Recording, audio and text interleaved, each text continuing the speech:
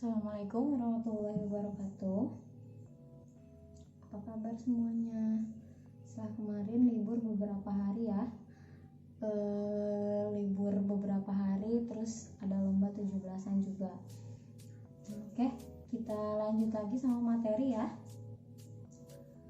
Hari ini kita lanjutkan materi sebelumnya, yaitu tentang pecahan. Kalau kemarin kita bahas tentang apa sih pecahan, macam-macamnya itu kayak gimana sih, dan lain sebagainya, terus bisa diubah ke bentuk pecahan apa aja sih. Nah, sekarang yang akan kita bahas yaitu tentang operasi hitung pada bilangan pecahan. Nah, ada yang masih ingat nggak operasi hitung? Kemarin sempat dibahas ya di operasi bilangan bulat. Jadi di matematika itu ada operasi pada matematika, ada operasi hitung pada matematika. Sama aja di materi apapun, operasi hitung yaitu aja, yaitu ada penjumlahan, pengurangan, perkalian, dan pembagian. Nah, sekarang kita akan bahas tentang operasi hitung. Yang pertama tentang penjumlahan dulu. Dulu SD pernah ya operasi hitung penjumlahan. Operasi hitung penjumlahan itu pada pecahan ya ini ya. Hitung penjumlahan pada pecahan itu ada beberapa macam. Sebetulnya penjumlahan sama pengurangan pada pecahan itu sama aja. Caranya itu sama aja. Yang pertama bentuknya penjumlahan pada pecahan biasa yang penyebutnya udah sama. Ingat ya, penyebut itu yang di bagian bawah. Yang kedua, penjumlahan pada pecahan biasa yang penyebutnya berbeda. Dan yang ketiga, penjumlahan pada pecahan campuran, baik itu penyebutnya sama ataupun berbeda. Jadi itu nanti ada tambahannya untuk penjumlahan pada pecahan desimal. Sengaja ibu langsung masukkan desimal ke sini karena sebelumnya kemarin pernah dibahas ya di pengertian bilangan pecahan. Oke, langsung aja. Yang pertama ada penjumlahan pada pecahan biasa yang penyebutnya udah sama. Nah, kalau yang kayak gini, ini gampang banget. Cara melakukan penjumlahan pada pecahan biasa yang penyebutnya udah sama, ya udah tinggal dijumlahin aja. Misal ada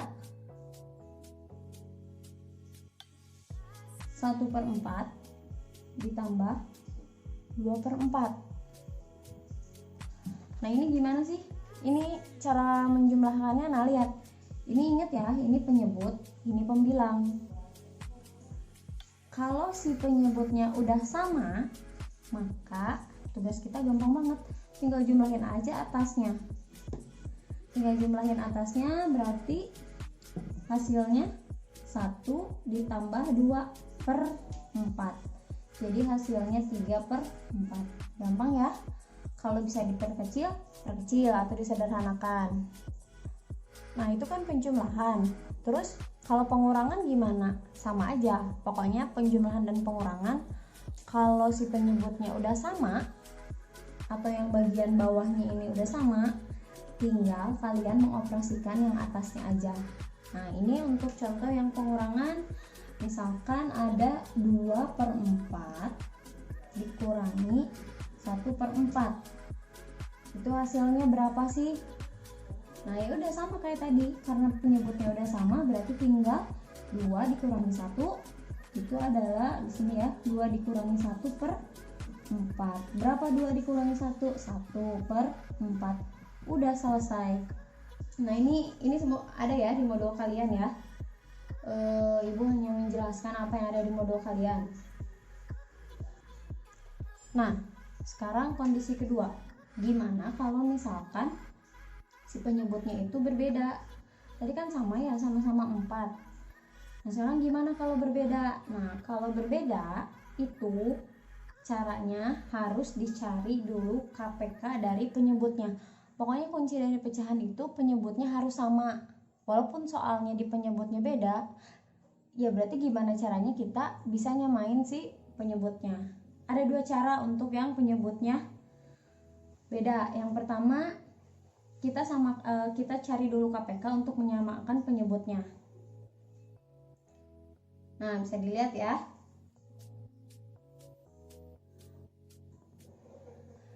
Misalkan contoh soalnya, kalian sambil lihat modulnya ya. 1/3 ditambah sama 2/4. Nah, ini kan si penyebutnya beda-beda ya, yang 1/3, yang 1/4. Berarti tugas kita yang pertama untuk mengerjakan soal ini gimana caranya supaya si penyebut ini sama. Nah, untuk menyamakannya, cara yang pertama yaitu dengan menggunakan KPK. Kita cari KPK dari 3 dan 4 berapa. Kemarin kan udah belajar KPK ya. KPK dari 3 dan 4 itu adalah 12. Berarti kita buat per 12, karena tandanya positif kita buat juga positif per 12. Nah, Ibu punya rumus nih di sini, namanya bali. Apa sih bali? Bali itu singkatan dari bagi dan kali. Maksudnya gimana? Nah, setelah kalian menemukan KPK-nya, si penyebut ini kalian bagikan dengan penyebut soal. Berarti 12 bagi 3 itu adalah 4.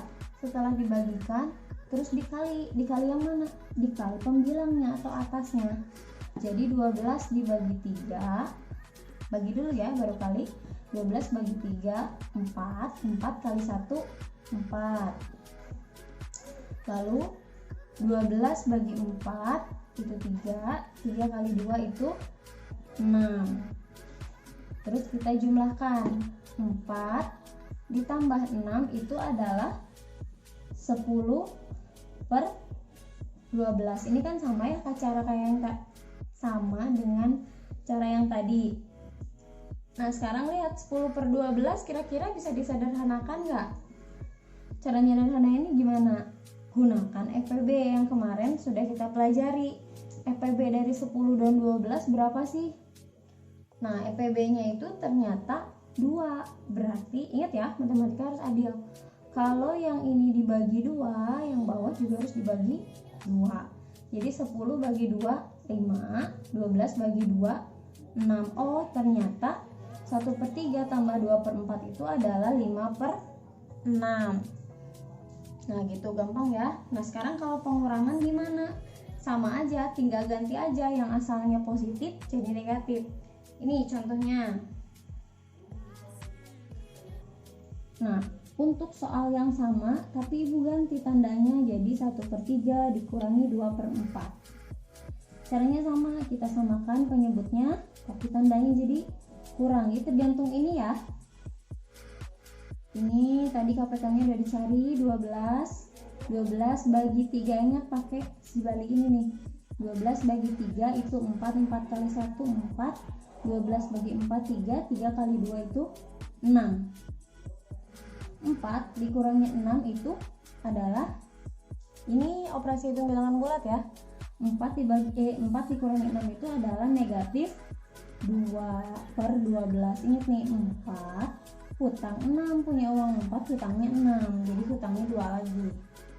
Nah, ini kira-kira bisa disederhanakan nggak? Atau ada nggak FPB-nya ada antara 2 dan 12? Kalian nggak usah lihat dulu negatifnya, angkanya dulu aja. Oh, ternyata FPB dari 2 dan 12 itu adalah 2. Ya udah, kita bagi dengan 2 masing-masing. Min 2 dibagi 2 itu adalah min 1. 12 dibagi 2 itu adalah 6. Jadi 1/3 dikurangi 2/4 adalah negatif 1/6. Nah, tadi kan dengan cara menyamakan penyebutnya menggunakan KPK. Nah, sekarang cara kedua untuk menyelesaikan soal pecahan yang penyebutnya beda itu dengan menggunakan rumus. Rumusnya itu bisa kalian lihat di modul. Ini misalkan A per B ditambah C per D.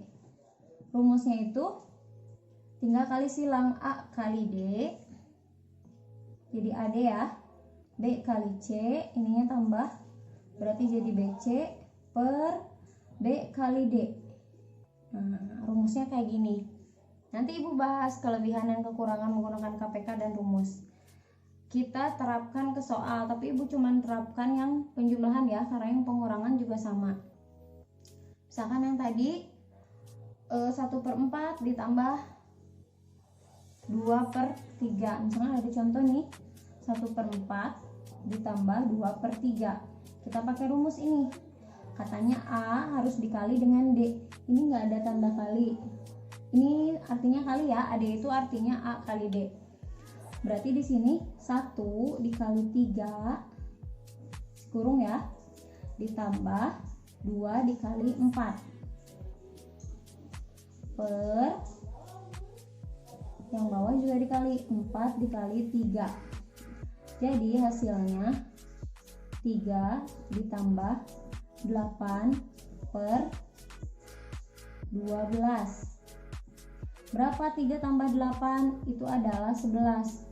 Berapa? 11 per 12. Bisa nggak sih ini diperkecil?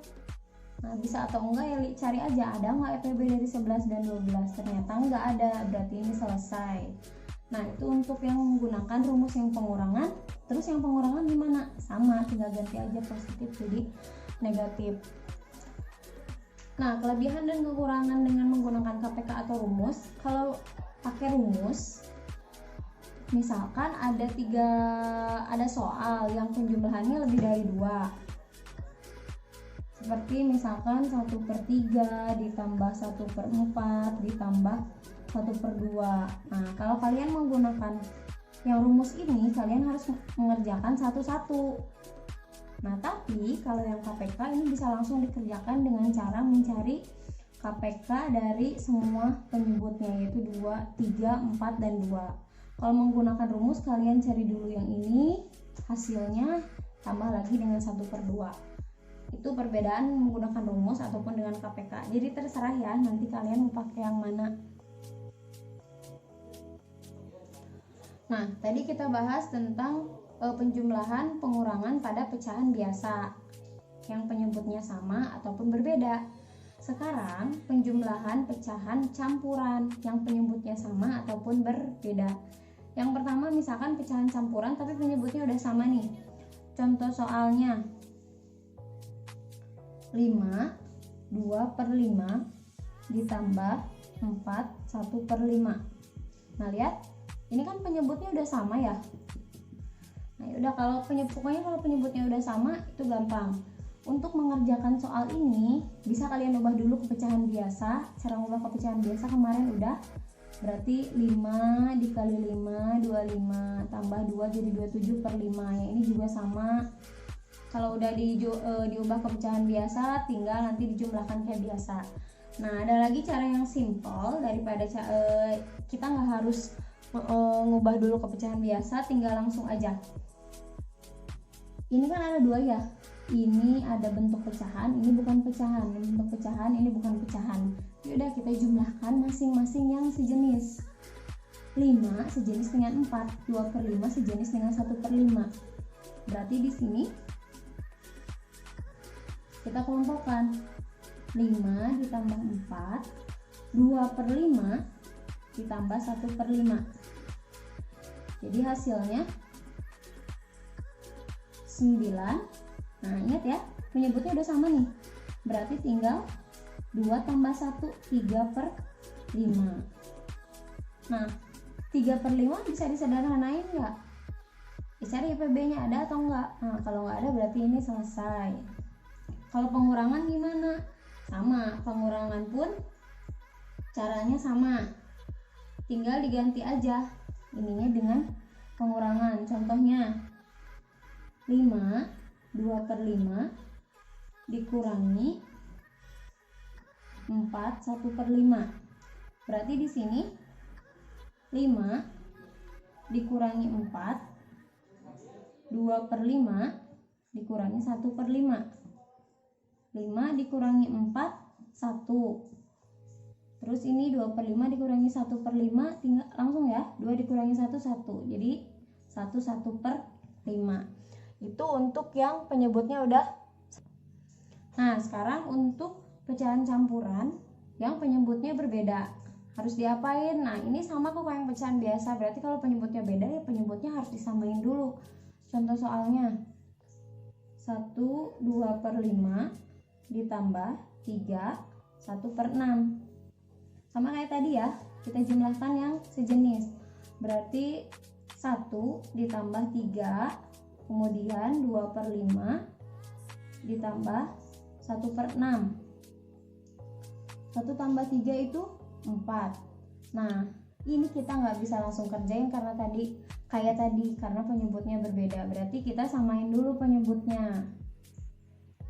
Nah, ini dengan KPK berarti per 30 ya. Karena KPK dari 5 dan 6 itu 30.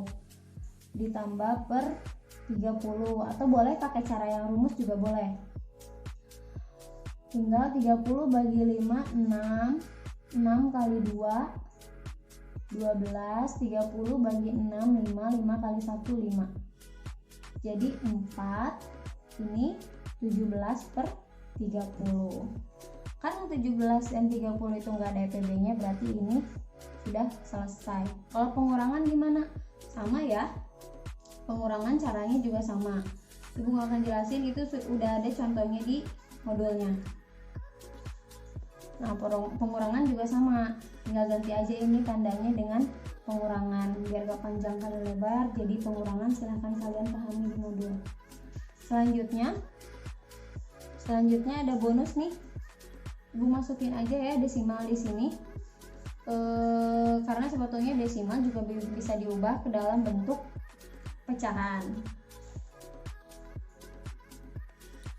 Nah, gimana kalau ada penjumlahan, ada pecah ini bonus ya, ibu desimalnya masukin ke pecahan. Gimana sih caranya menjumlahkan bilangan desimal? Nah, cara menjumlahkan bilangan desimal itu caranya dengan bersusun pendek, kayak kita penjumlahan yang banyak dijumlahkan ke bawah, tapi tanda komanya harus lurus. Contohnya ada 0,75 ditambah 0,655. Ini ya. Cara ngejumlahinnya 0,75. Ingat, ini di belakang angka ada di belakang. Ini nih. Yang dilihat itu si komanya ya. Berarti ini juga harus sejajar si komanya. Nah, kayak gini.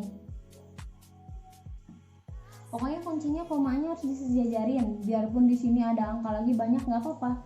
Kuncinya komanya harus sama. Nah, kalau udah kayak gini jumlahkan kayak biasa.